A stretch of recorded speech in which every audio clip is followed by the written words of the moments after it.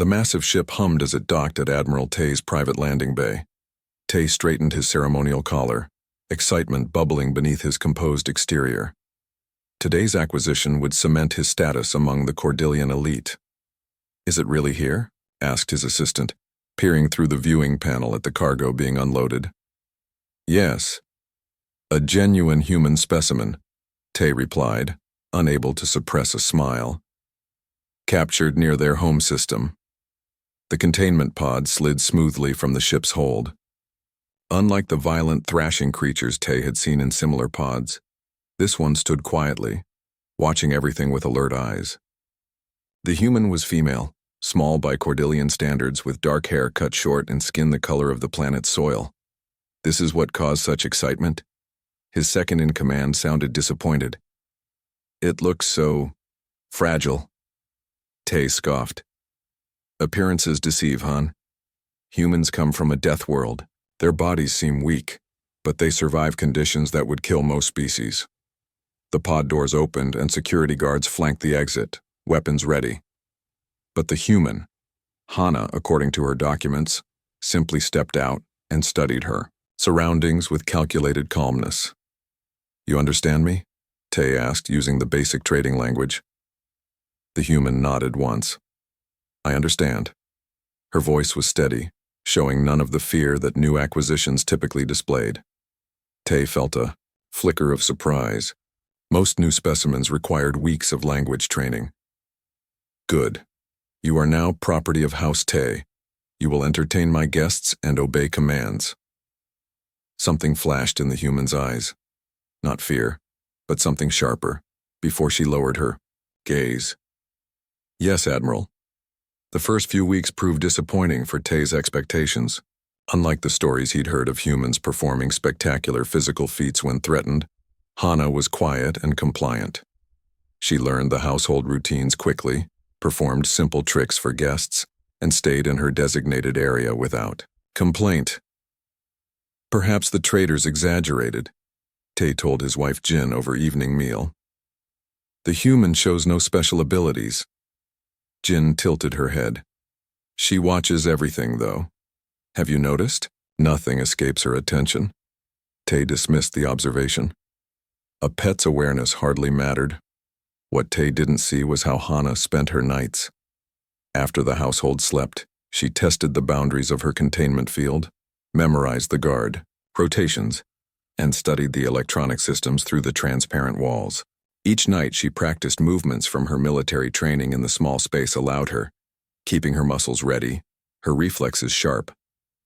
During daylight cycles, when household members thought she was merely sitting docile, Hana was actually listening, learning the language beyond simple commands. She noticed how the control panels worked, how the security systems functioned, which doors required what clearances. Everything changed when young Day, the Admiral's child, took interest in her. "What do humans eat?" Day asked one afternoon, approaching her containment area with curious eyes. Hana smiled, her first genuine expression since arrival. "Almost anything. Our bodies adapt." "Like survival processors?" Day asked, using a technology term. "Something like that." Soon Day visited daily, bringing questions about Earth, human customs, even snippets of forbidden information about Cordillian politics and technology. Unlike the adults who saw only a pet, Day spoke to Hana as a person. "Father says humans are weak," Day mentioned once. "But you don't seem weak to me." Hana carefully arranged her face into a neutral expression. "What seems weak isn't always weak."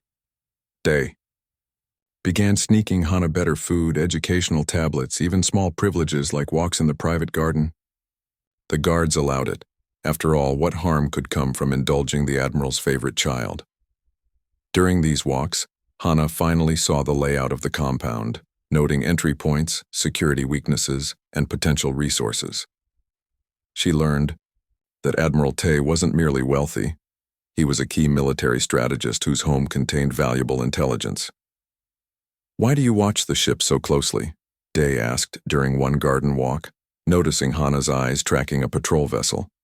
"On Earth I worked with similar vehicles," Hana replied, careful not to reveal her full military background. "You flew ships?" Day's eyes widened with new respect.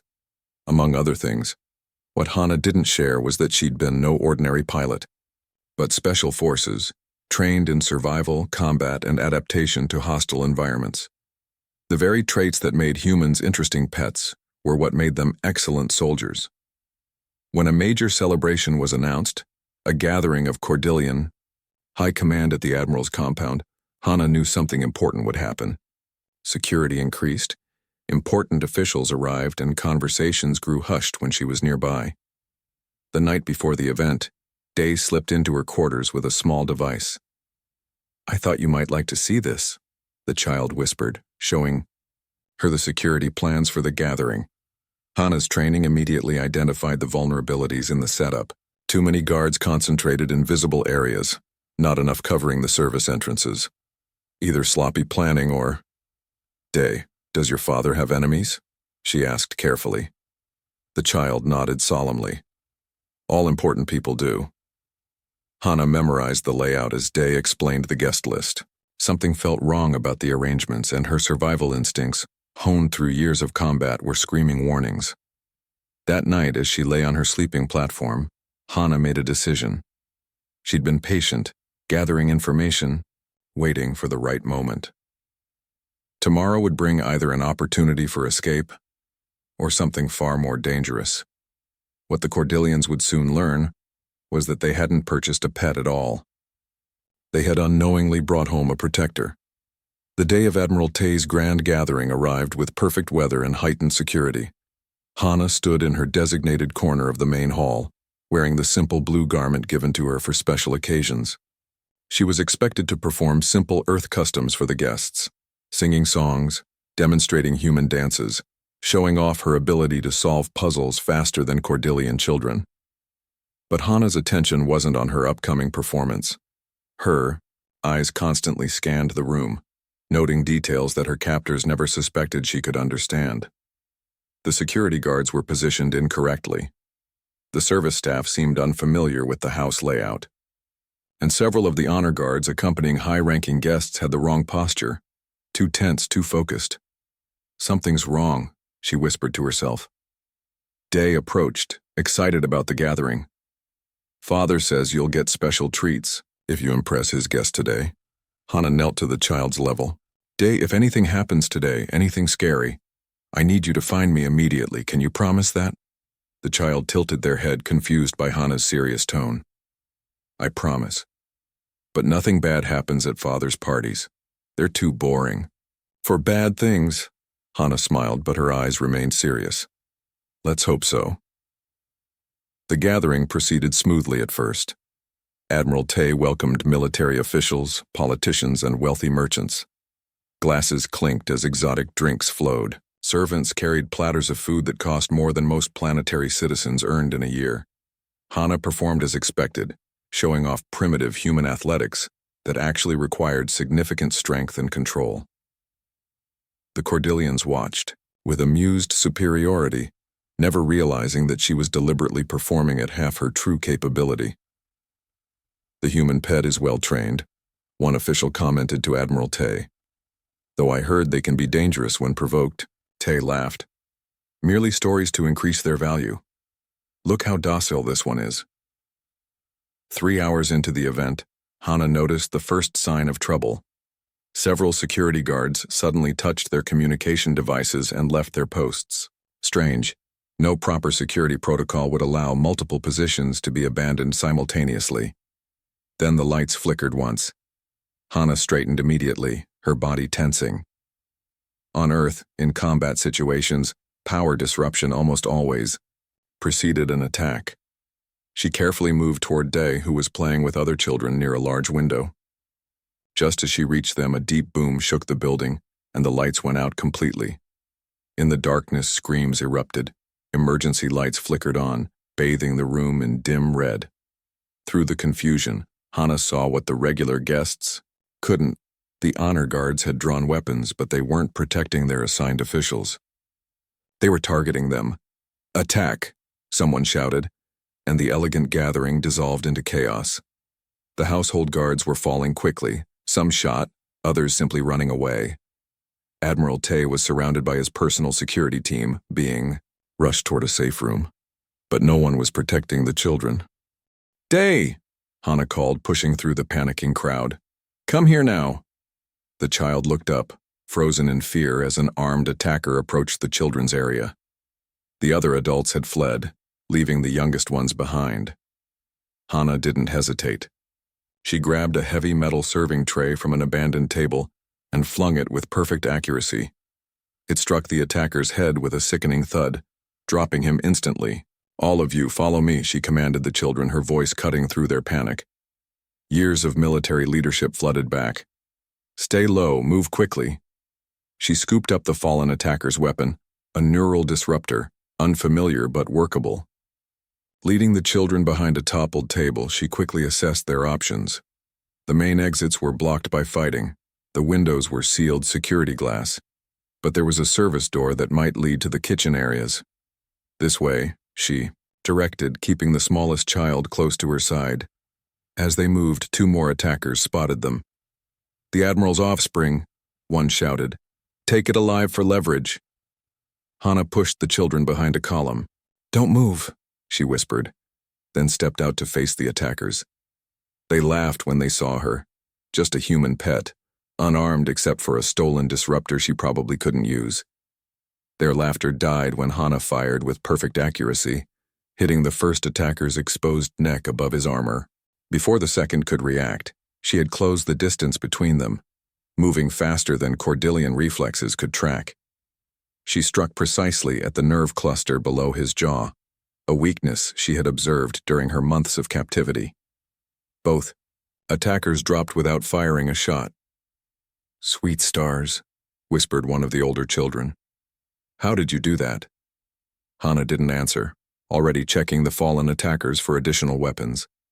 She found a communications device and slipped it into her pocket, then collected a shock baton and another disruptor. "New plan," she told the children. "We need to reach the secure bunker in the East Wing." Dee looked at her with wide eyes. "How do you know about that? Only family knows about that." "I pay attention," Hana said simply. "Now stay close." They encountered 3 more attackers on their way to the East Wing. Each time Hana dispatched them with efficient, calculated violence that shocked even the oldest children. She moved with a grace and precision that seemed impossible, ducking attacks before they came, anticipating every move. When they finally reached the hidden entrance to the secure bunker, they found it guarded by 2 attackers who had clearly been searching for it. "Stay back," Hana whispered to the children, then stepped into view. "The human," one guard said with surprise. "Catch it alive. Could be valuable." Hana let them approach, appearing frightened. When they were close enough, she exploded into action, a whirlwind of precisely targeted strikes. One attacker's weapon clattered to the floor. The other gasped as Hana used his own momentum to slam him into the wall. Seconds later, both lay unconscious, and Hana was entering the security code she had memorized after watching Admiral Tay months earlier. The bunker door slid open, revealing Admiral Tay, his wife, and several officials staring in shock at the blood-spattered human who stood protecting their children. "Day!" Jin cried, rushing forward to embrace her child. Admiral Tay looked from the fallen attackers to Hana, his expression unreadable. "How did you—" "Your security has been compromised," Hana interrupted, all pretense of subservience gone. "These aren't random terrorists. They knew your compound layout, your security codes, your safe locations." She handed him the communication device she'd taken. "This might help you identify them." As the children rushed to their parents, security footage from the compound was already spreading through military channels, showing an unarmed human taking down armed attackers with impossible skill, protecting children while trained guards fled. Admiral Tay stared at Hana with new eyes. "Who are you really?" Hana stood straight, her bearing suddenly military despite her simple clothes. "Special Forces Commander Hana Kim, Earth Defense Unit. And I think it's time we had a real conversation about humans." The morning after the attack, Hana sat across from Admiral Tay in his private study. Gone was the small cushion she'd been given as a pet. Now she sat in a proper chair, her posture straight, eyes level with his. Between them lay the weapons she had used to defend his family. Ordinary items transformed into tools of protection by her training and quick thinking. Special Forces, Tay repeated, still processing her revelation from the night before. The traders said you were a civilian entertainer. Hana's lips curved slightly. And you believed them? Why didn't you escape? You clearly had opportunities. She considered the question. At first I was gathering intelligence. Your species is new to us too. Then I stayed because of Day. Her expression softened. Children should be protected regardless of species. The door slid open and Jin entered carrying a tray with 3 cups. She placed one before Hana without a word, then sat beside her husband. The security footage has been reviewed, Jin said quietly. 27 attackers. She took down 11 of them. She looked at Hana with a mixture of fear and gratitude. Our child lives because of you. Hana sipped the drink, the first time she'd been served as a guest rather than a curiosity. What happens now? Tay leaned forward. Now I want to know everything about humans that the official reports don't tell us. Over the next few hours, Hana explained human physiology and capabilities without the filter of Cordillian superiority. She described Earth's punishing gravity, its extreme weather variations, the evolutionary pressures that created humans. We're persistence hunters, she explained. We can't run as fast as many animals, but we can run longer. We'll follow prey until it collapses from exhaustion. Like your fighting style, Tay observed. You didn't overpower them. You outmaneuvered them, used their energy against them. Exactly. We adapt. It's our greatest strength. By afternoon, Hana's status had shifted dramatically. Her containment field was deactivated. Her tracking implant was removed. She was given proper quarters with a secured door she controlled. Security consultant, Tay told his staff. That's her position now. Some household members accepted the change easily. Others eyed her with newfound fear. The guards who had abandoned their posts during the attack avoided her entirely, shame evident in their posture. Day, however, was delighted. I knew you were special, the child said during their first proper meal together in the family dining room. Hana smiled. Everyone is special in different ways. Your people have technologies we can barely imagine. But we can't fight like you, Day replied with admiration. Let's hope you never need to. Within days, Hana's new role brought her access to training facilities and technology previously hidden from her. She studied Cordillian defense systems, weapons, and tactics. In return, she began teaching selected security staff human combat methods. The first training session drew skeptics, high-ranking security officials who couldn't believe a species so physically unimposing could offer valuable combat insights. Our muscle density is 3 times yours, one officer named Jun pointed out. Our reaction time is superior. Hana nodded. True. So let's test that. She stood in the center of the training mat. 3 of you, attack me however you want. The officers exchanged glances, concerned about injuring the Admiral's new consultant. I won't hurt you permanently, Hana added with a smile that made them uneasy. What followed stunned the watching security team. The first officer charged directly and found himself flipped over Hana's shoulder, landing hard on his back. The second and third attacked simultaneously from different angles. Hana seemed to flow between them, redirecting their momentum, striking pressure points they didn't realize they had. Within moments, all 3 lay on the mat, wondering what had happened. Human fighting isn't about strength, Hana explained, helping them up. It's about observation, adaptation, and using your opponent's energy against them. We evolved fighting things much bigger and stronger than ourselves. Word spread quickly. More security personnel requested training. Military officials from other households began inquiring about the human combat instructor. Admiral Tay, seeing opportunity, arranged formal demonstrations. During these sessions, Hana carefully revealed only certain techniques, enough to impress, but not enough to fully arm the Cordillians with human military knowledge. She was still, at heart, an Earth officer in unknown territory.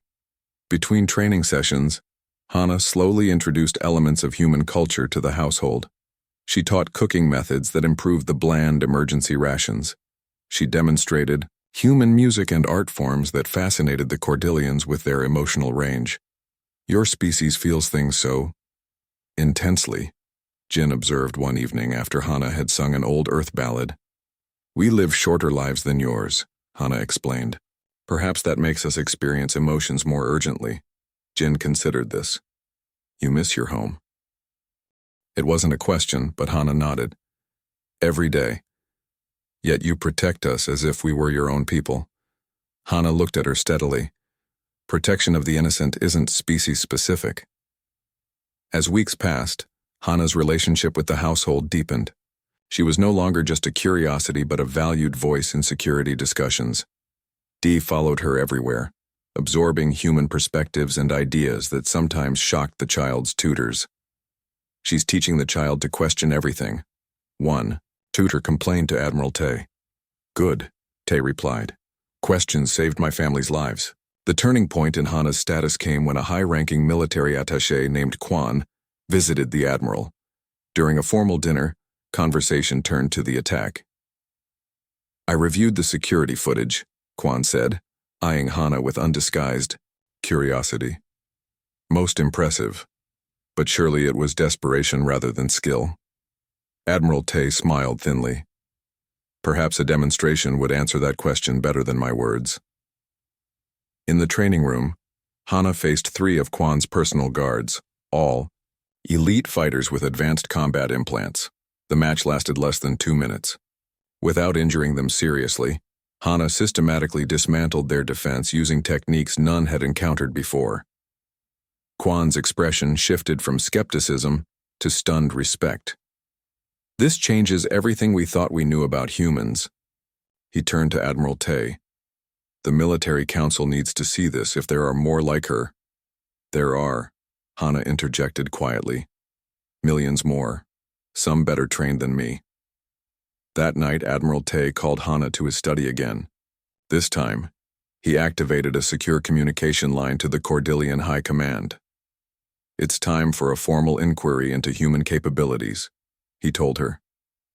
"Everything is about to change." Hana nodded, thinking of her home planet, of the possibilities this could create. "Yes," she agreed. "Everything is." 6 months after the attack on Admiral Tay's compound, Hana's position had evolved dramatically. No longer a curiosity or even just a security consultant, she now headed a specialized training division teaching human combat techniques to selected Cordillian forces. Her small apartment in the military sector contained both Cordillian technology and personal touches, plants from Earth, photographs of her former unit, and books in her native language provided by traders seeking favor with Admiral Tay. "Central, station in 1 hour," announced the message on her communication device. The Admiral's family was returning from a diplomatic mission to the outer systems. Hana had stayed behind to complete training with a new group of security personnel. "Understood," she replied, closing the training manual she'd been developing. "We'll meet at arrival dock." Central Station was the pride of the Cordillian core worlds, a massive space platform housing government offices, luxury accommodations, and the main transportation hub connecting their empire. Over 20,000 Cordillians lived and worked there permanently, with thousands more passing through daily. Hana dressed in her new uniform, designed to her specifications with the movement flexibility humans needed, and headed to the transport bay. As she walked, personnel nodded respectfully. The days of sidelong glances and whispers had mostly passed. "Commander Kim," called a voice behind her. She turned to see Jun, one of her first students, now a security chief himself. "Heading to meet the Admiral's ship?" "Yes. Family's been gone 3 weeks." She smiled slightly. "Day promised to bring me something called star fruit from the Lenten system." Jun fell into step beside her. "The child has you wrapped around their finger." "Maybe so." Hana checked her timepiece. Strange, the diplomatic corps usually sends an honor guard for returning officials. June frowned. Now that you mention it. Their transport pod arrived at Central Station 20 minutes later. Immediately, Hana sensed something wrong. The main concourse was unusually quiet. The security checkpoints were undermanned, and the few personnel visible moved stiffly, eyes darting nervously. Something's off, she murmured to June. Before he could respond, her communication device buzzed with an emergency override, a direct channel from Cordillion High Command. This is General Sung. Central Station has been seized by the Liberation Front. They've locked down all docking bays and taken control of life support systems. Admiral Tay's ship has already docked. The family is among the hostages. Hana's blood ran cold. The Liberation Front, a radical faction opposed to Cordillion expansion, had been growing bolder with attacks on outlying colonies, but nothing of this scale. Demands, she asked tersely.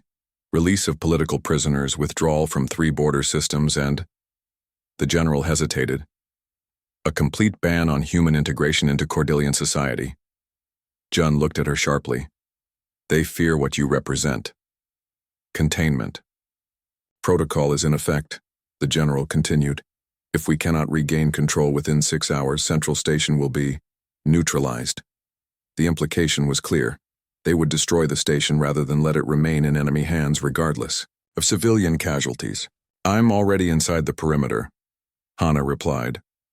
Permission to attempt recovery. A long pause. Conventional forces have failed. The station's security systems have been reprogrammed to target Cordillion life signs.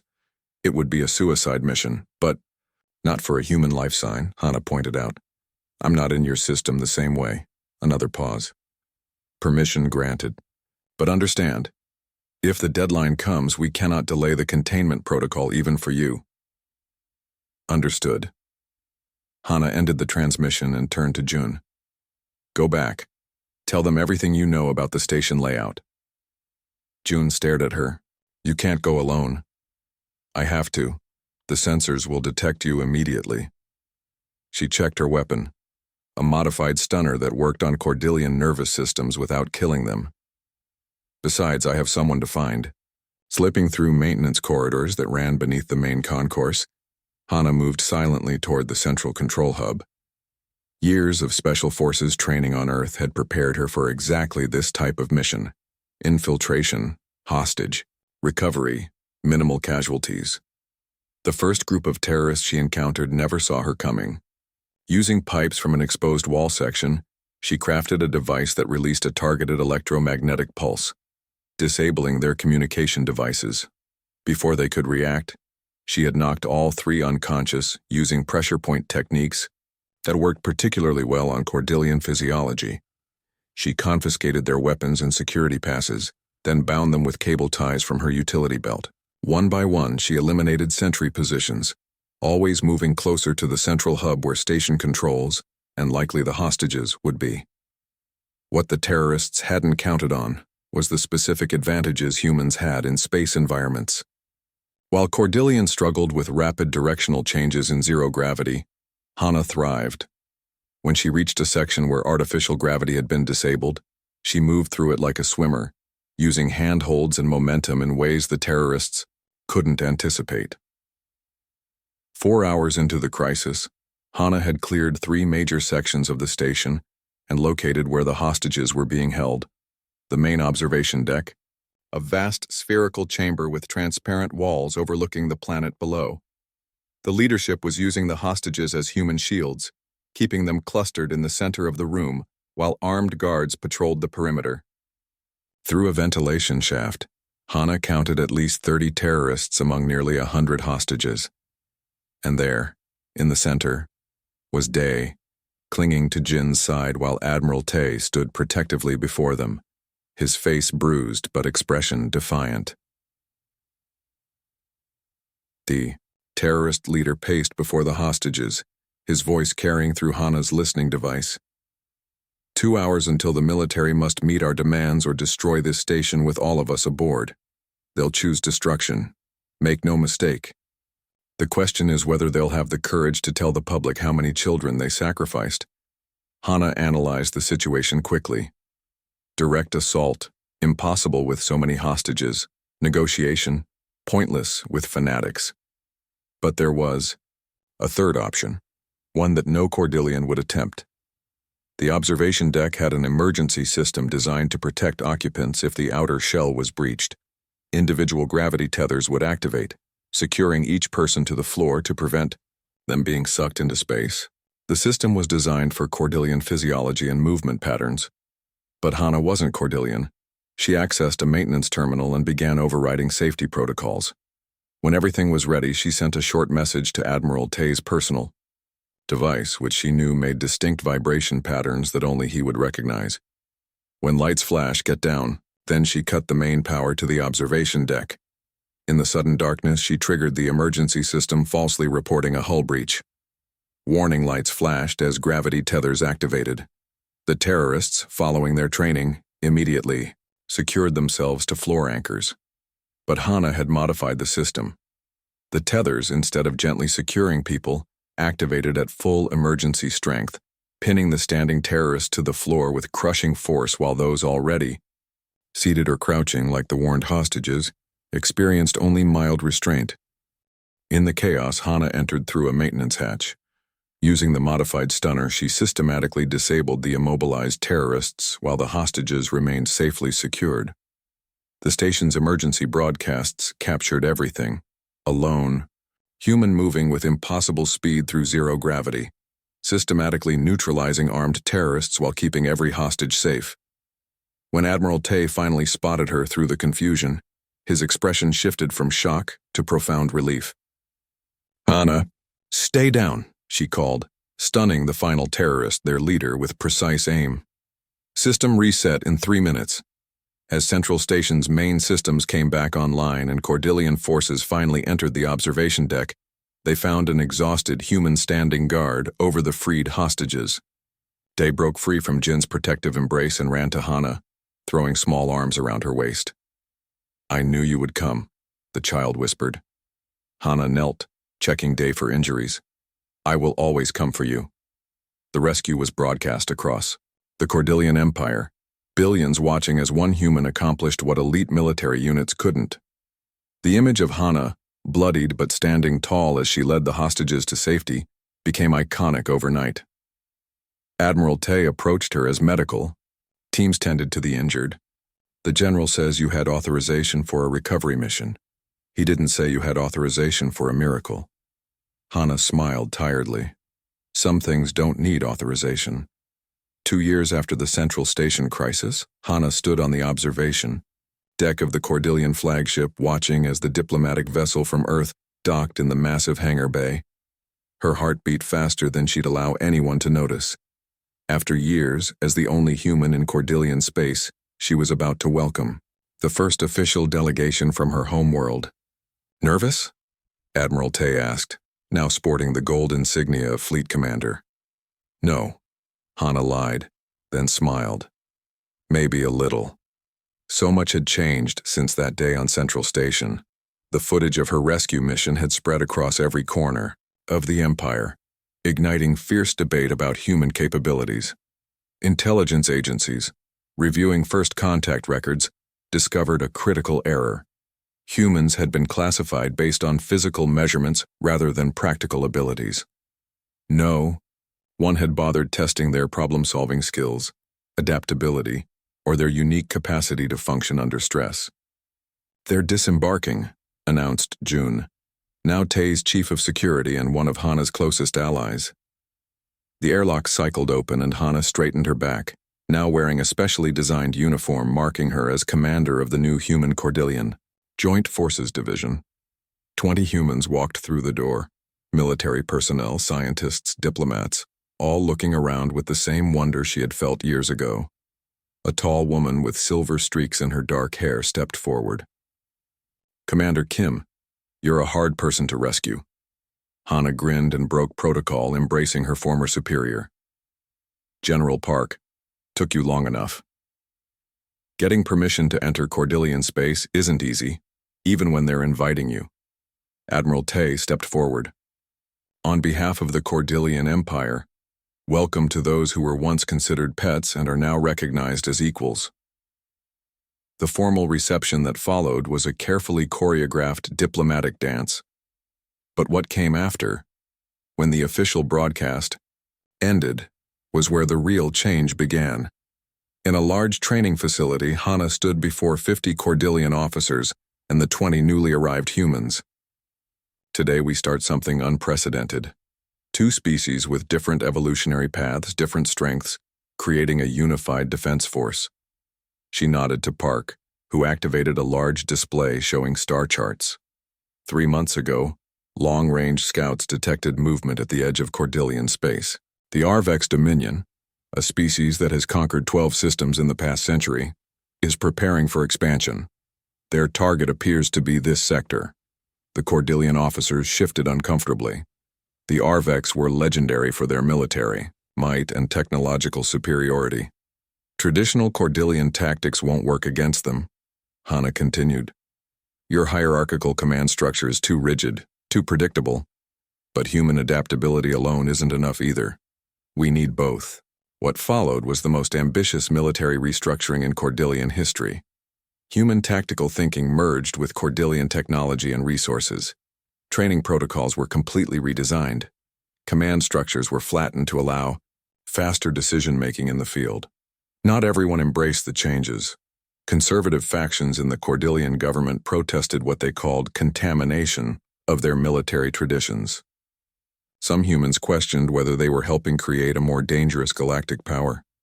Day, now a young adult beginning military training, became a natural bridge between the two groups. Having grown up with Hana's influence, Day understood human thinking better than any other Cordillian. They're still talking about you at the academy, Day told Hana during a rare shared meal. How you moved through zero gravity on Central Station. How you disabled 20 armed terrorists without killing a single one. Hana smiled. And how's your class doing with the new training systems? The older instructors hate it. They say it's too unconventional. Day grinned, but we're outperforming every previous class. 6 months later, the first test of the new joint forces came sooner than expected. An Arvex scouting fleet entered Cordillian space, targeting an outer colony world with minimal defenses. Standard protocol would have been to evacuate civilians and concede the territory temporarily. Instead, the newly formed Rapid Response Team, a mix of human tactical officers and Cordillian technical specialists, deployed an untested strategy. Using small, highly maneuverable ships piloted by humans, whose bodies could handle G-forces that would incapacitate Cordillians, and Cordillian long-range weapon systems, they executed an intercept pattern the Arvex had never encountered. Theokar. Result was decisive. The Arvex fleet retreated with heavy losses and not a single civilian was evacuated. News of the victory spread rapidly. What had been resistance to human integration quickly transformed into fascination. Cultural exchanges blossomed, trading partnerships formed. The first human neighborhood established on Cordal Prime became a hub of activity, as Cordillians sought to learn more about these strange, adaptable beings. They want to understand how we think, Hana explained to General Park as they watched, a group of Cordillian children learning Earth games in a newly established park. Our unpredictability terrifies and fascinates them. And what do we gain from this partnership? Park asked, still cautious despite the warming relations. Access to technology centuries beyond ours, medical advances that could extend human lifespan by decades, and protection from species that would have seen Earth as an easy target. A year passed, then 2. The human presence expanded from a small delegation to a thriving community, thousands strong. The Joint Forces program became the model for other species seeking protection from Arvex expansion, and at the center of it all was Hana, the former pet now respected throughout the sector. The final validation came unexpectedly. Long-range sensors detected a massive Arvex fleet, not a scouting mission but a full invasion force, heading directly for Cordillian core worlds. They've analyzed our defense capabilities and believe they can overwhelm us with numbers, Admiral Tay told the Emergency Council. Conventional wisdom says we should retreat, Consolidate forces around our key planets. All eyes turned to Hana. Conventional wisdom is what they're expecting, she said quietly. We do the opposite. We meet them where they don't expect us, using tactics they can't predict. What followed was the largest space battle in recent galactic history. The newly designed Cordillian human fleet employed strategies that defied standard military doctrine. Where the Arvex expected direct confrontation, they found empty space. Where they thought they had safe flanks, human-piloted vessels appeared using gravity wells to achieve speeds Arvex calculations deemed impossible. Coordinating from the flagship, Hana watched as years of integrated training paid off. The Cordillian precision and technological superiority merged seamlessly with human adaptability and unconventional thinking. When the last Arvex ship retreated, the combined fleet had suffered minimal losses, while the invasion force was decimated. The aftermath standing before the Cordillian High Council, Hana remembered her first days as a captive pet in Admiral Tay's compound. How different things looked now. Commander Kim, the head counselor, addressed her formally. The Cordillian Empire owes you a debt that cannot be repaid. What began with one human defending a child has led to the salvation of our core worlds. Hana shook her head. Not one human. What saved your worlds today was the recognition that different species working together create something stronger than either could alone. Later that evening, she stood with Admiral Tay and his family, watching fireworks celebrate the victory.